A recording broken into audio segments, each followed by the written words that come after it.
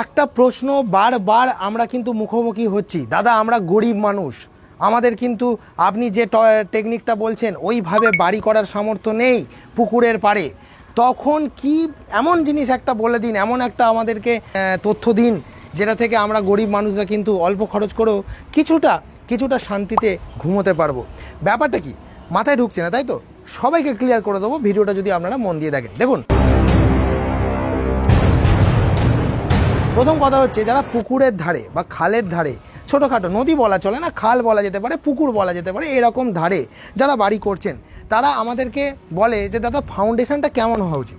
এবার ধরুন যাদের সেই বাজেট আছে, যারা প্রপার নিয়ম মেনে করবে, তাদের জন্য তো আমরা ইঞ্জিনিয়াররা অনায়াসি বলে দিই যে যাচ্ছি সয়েল টেস্ট করছি, গিয়ে আমরা দেখে নিচ্ছি যে পাইলের গভীরতা কত হবে, পাইলের ডায়ামিটার কত হবে, পাইলের আমরা ক্যালকুলেশন করে নিচ্ছি, বা যারা পাইলের টিম রয়েছে তারা এসে পাইলিং করছে, বা যারা র্যাপ ফাউন্ডেশন মানে পুরো যেমন ছবিতে দেখাচ্ছি পুরো জায়গাটা জুড়ে ফাউন্ডেশন করা হচ্ছে। দুটোই অপশান।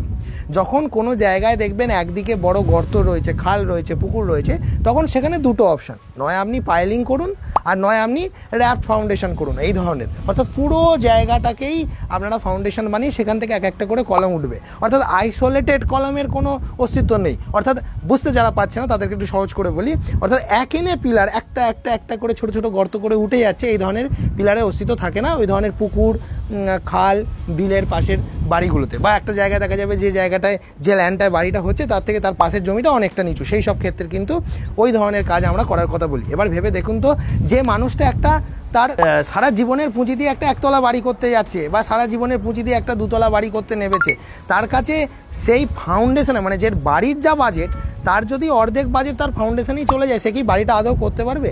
এই ধরনের লোক আশেপাশে দেখা যাবে একটা ছোট্ট পুকুর রয়েছে, অগভীর ডোবা বলা যেতে পারে, বা ছোট্ট একটু নিচু জমি আছে, সে কিন্তু চাইছে যে একটু ইঞ্জিনিয়ারদের পরামর্শ নেই, কিন্তু তার সেই সামর্থ্যটা নেই যে সে অ্যাফোর্ডটা করতে পারে। তখন তারা কি করবে? সবার আগে আপনাদেরকে একটা ছবি দেখাই, খুব ভালো করে এই ছবিটা তাকিয়ে দেখুন। এই ছবিটা দেখুন, যেখানে ধরুন নদীর ধারে বাড়িগুলো, এই ধরনের নদীতে ধস নেমে গেলে বাড়িটা তো উল্টে চলে যায়, কিন্তু উল্টে যাওয়ার আগের মুহূর্তে বা পুরোপুরি উল্টে যাওয়ার আগের মুহূর্তের একটা ছবি, যেখানে আমরা দেখতে পাচ্ছি যে এই ধরনের বিল্ডিংগুলোর ধারের বেসগুলো পুরো কিন্তু উন্মুক্ত হয়ে গেছে। খুব ভালোভাবে তাকিয়ে দেখুন, বেসের তলার মাটি কিন্তু পুরো কোলাপস করে গেছে, তাও কিন্তু বিল্ডিংটা স্টেবলভাবে দাঁড়িয়ে রয়েছে। অর্থাৎ এই অবস্থায় যদি বিল্ডিংটাকে আর যদি মাটি এতটুকু না হড়কায়, পাতি বাংলায় বলছি, যদি মাটি এতটুকু না হড়কায়, তাহলে এই বিল্ডিংটা এইভাবেই দাঁড়িয়ে থেকে যাবে। অর্থাৎ এখান থেকে একটা বয় আছে যে এমন একটা কনস্ট্রাকশন যার বিল্ডিংয়ের বেসের নিচের মাটি চলে যাওয়ার পরও বিল্ডিংটা দাঁড়িয়ে রয়ে গেল কিভাবে?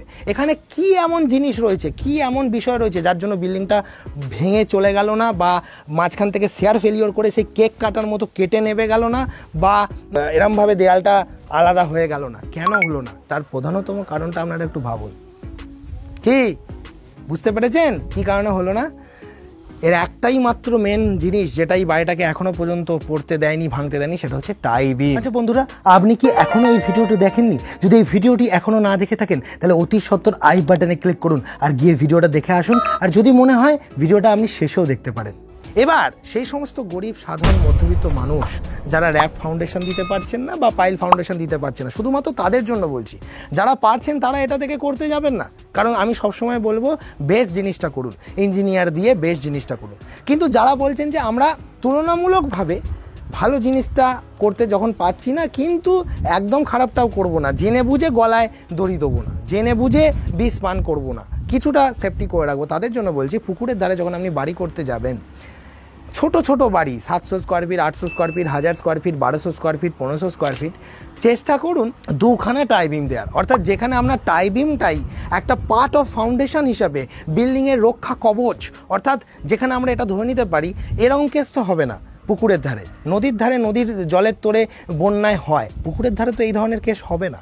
পুকুরের ধারে হয়তো মাটিটা হয়তো বসতে পারে, তাহলে সেই জায়গায় যদি আমি এটা ধরে নিই যে আমার 12টা পিলার আছে, যদি এক লাইনে 2-3টে পিলার যদি হালকা বসেও যায়, আমার কিন্তু বিল্ডিংটা পুরোপুরি ধ্বংস হয়ে যাবে না। সেই কন্ডিশনটা হওয়ার প্রথম শর্ত হচ্ছে টাই বিমটা মজবুত দিতে হবে। নট অনলি দ্যাট, আমি ইঞ্জিনিয়ার কিংসু কুমার সাধারণ মানুষের কথা ভেবে একটাই কথা বলবো, আর একটু খরচা করে দাদা ভাইরা আর একটা টাই বিম দিন, অর্থাৎ এই ধরনের কেসে 2খানা টাই বিম দিন। এবার অনেকেই আমাকে প্রশ্ন করবে, দাদা দুটো টাই বিম আবার কি? দুটো টাই বিম হচ্ছে, ধরুন আপনি যখন কলমগুলো তুলছেন, যেমন ছবিতে দেখাচ্ছি, আপনারা প্রথমে গ্রাউন্ড লেভেলে একটা টাই বিম দিয়ে দিন। অর্থাৎ সেটা ভালো হয় যদি মাটিটা কেটে পুরো টাই বিমটাকে মাটির মধ্যে ঢুকিয়ে দেন। আমরা অনেক সময় প্ল্যানে বলে থাকি যে যেখানে ট্যাপিজয়েডিয়াল পোর্শনটা শেষ হয় তার উপরে টাই বিমটা দিতে, সেটাও সবাই পারে না। তা অনেকে বলে যে আমরা মাটির উপরে দিচ্ছি দাদা, অত খুঁড়তে পারবো না, লেবার চার্জ অনেক বেশি পড়ে যাচ্ছে। সেক্ষেত্রে আমরা বলি ঠিক আছে, মাটির পুরোপুরি উপরে নয়, মাটিটাকে 10 ইঞ্চি কেটে অন্তত টাই বিমটাকে ঢোকাও, প্রথম টাই বিমটা, ফার্স্ট টাই বিমটা। তারপর সেখান থেকে 2 ফুট 3 ফুট 4 ফুট যেটা তোমাদের মেঝে লেভেল হয়, সেই মেঝে লেভেলটা তোমরা তুলছো। মেঝে লেভেলটা তোলার পর তোমাদেরকে আমি ইঞ্জিনিয়ার কিংসুক কুমার এই ধরনের কেসে, যাদের পাশে একটা বড় পুকুর রয়েছে, ডোবা রয়েছে, যারা ওই র্যাপ ফাউন্ডেশন করেনি, যারা পাইল দেওয়ার সামর্থ্য রাখেনি, তাদের জন্য বলছি মেঝে লেভেলে একটা প্লিন্থ বিম, যেটা একটা অ্যানাদার টাই বিম, যেটা সেকেন্ড টাই বিম, এই প্লিন্থ বিমটা আপনারা দিন, যেমন আমি ছবিতে দেখাচ্ছি। অর্থাৎ আপনাদের নিচে একটা টাই বিম হয়ে গেল, উপরে একটা টাই বিম হয়ে গেল। কিন্তু এখানে অনেক মিস্ত্রিরা আবার এটা বলবে, তো আমরা দুটোই দিচ্ছি, কিন্তু তারা দিচ্ছে না। কীরকম বলুন তো? তারা কী করছে? তারা বলছে বাইরে নিচে টাই বিমটা ঘুরিয়ে দিচ্ছি, ভিতরে কানেকশনগুলো দেবো না, তারপর ইট দিয়ে গাঁচ্ছি, গেঁথে মাঝখানে বালি বা মাটি প্যাকিং করছি, তারপর মেঝে লেভেলে গিয়ে সব টাই বিমটা দেবো না। এটা বলছি না আমি বলছি নিচেতেও যে টাই বিমগুলো দিচ্ছেন সেগুলো বাইরে এবং ভিতরে সবাইকে ইন্টারকানেক্ট করুন। একটা টাই বিম হলো গ্রাউন্ড লেভেলে বা মাটির মধ্যে ঢোকালেন, গ্রাউন্ড লেভেলের মধ্যেই 10 ইঞ্চি কেটে ঢোকালেন, যেমন ছবিতে দেখানোর চেষ্টা করছি। আর একটা করুন মেঝে লেভেলে, পুরোটাই সব দিতে হবে, কিন্তু ভিতর বাইরের সব। এইভাবে যদি দুটো টাই বিম থাকে, যদি আমরা এটা ধরে নিই যে কিছু কলম বা একটা কলমের নিচের মাটি একটু বসতে চাইছে, তখন কিন্তু গোটা বিল্ডিংটাতে সেটার জন্য কিন্তু ক্ষতিটা ইমিডিয়েট আসবে না, আপনি সুযোগ পাবেন। আপনার হয়তো মাটি বসছে, পুকুরের ধারে মাটি হড়কাচ্ছে, তখন আপনাকে কিন্তু সেই সুযোগটা থাকবে যে আপনি সেই সময়টা পাবেন যেখানে গিয়ে বিল্ডিংটাকে আপনি বাঁচাতে পারবেন। কিন্তু আপনি যদি একটা সিঙ্গেল টাই বিমের উপর ভরসা করেন আর কোনো কারণে যদি সেই টাই বিমটাতেও ক্র্যাক চলে আসে, তখন কিন্তু বিল্ডিংটা টোটালটাই একটা কিন্তু ফাটল হয়ে যাবে এবং ফেটে যাবে, এবং শুধু তাই নয়, সেটাকে আর পুনরায় রিকভার করা যাবে না, আগের অবস্থায় ফেরত আনা যাবে না। আচ্ছা বন্ধুরা, আপনি কি এখনও এই ভিডিওটি দেখেননি? যদি এই ভিডিওটি এখনও না দেখে থাকেন, তাহলে অতি সত্বর আই বাটনে ক্লিক করুন আর গিয়ে ভিডিওটা দেখে আসুন। আর যদি মনে হয় ভিডিওটা আপনি শেষেও দেখতে পারেন। তাহলে আজকের ভিডিওটা কি ছিল? যারা সাধারণ মধ্যবিত্ত মানুষ, যাদের পক্ষে র্যাপ ফাউন্ডেশন বা পাইল ফাউন্ডেশন করার সামর্থ্য নেই, কিন্তু আমাকে তারা ভরসা করে কুমারদাকে যদি একটা কথা বলে, কারণ আপনি যদি না বলেন আমরা তো সেই মিস্ত্রিদের মতো করেই নর্মাল বাড়ি করব, কিন্তু আপনার এই বলা কথাটা থেকে আমরা এইটুকু তো ব্যাকআপ নিতেই পারি, যেখানে গিয়ে একদম আচানক ডুবে যাব না জলে, কিছুটা তো রক্ষা পাবো। সেইটাই হচ্ছে এই ভিডিওটা। দেখুন, আমি চেষ্টা করি, একজন ইঞ্জিনিয়ারের প্রকৃত কর্তব্য হচ্ছে একজন ইঞ্জিনিয়ারের মধ্যে প্রবলেম সলভিং এবিলিটি থাকা দরকার, যে কোনো সমস্যা থেকে সমাধান বার করা। সেটাই একজন ইঞ্জিনিয়ারের। সবসময় কিন্তু প্যারামিটার দেখে দেখে চলা যায় না। প্যারামিটার অনেক কিছুই থাকে, কিন্তু সমস্ত মানুষের সেই সামর্থ্যটা থাকে না যে সেই প্যারামিটারটাকে এক্স্যাক্টলি ফলো করা। অর্থাৎ অ্যাকচুয়াল থিওরি মেনে যদি কাজ করতে যাওয়া হয়, দেখা যাবে কোটি কোটি টাকা খরচা হয়ে যাবে, কিন্তু মশা মারার জন্য তো আর কামান দাগানো যায় না, সব মানুষের সামর্থ্য তো সমান থাকে না। তাই জন্য আজকের এই ভিডিওটা খুবই ইম্পর্টেন্ট। এখন এখানে অনেকেই কমেন্ট করতে পারেন যে দাদা আপনি তার মানে বলছেন যে পাইল ফাউন্ডেশন বাদ দিয়ে, র্যাপ ফাউন্ডেশন বাদ দিয়ে এগুলো করে দেবো না। এটা কিন্তু একবারও বলিনি।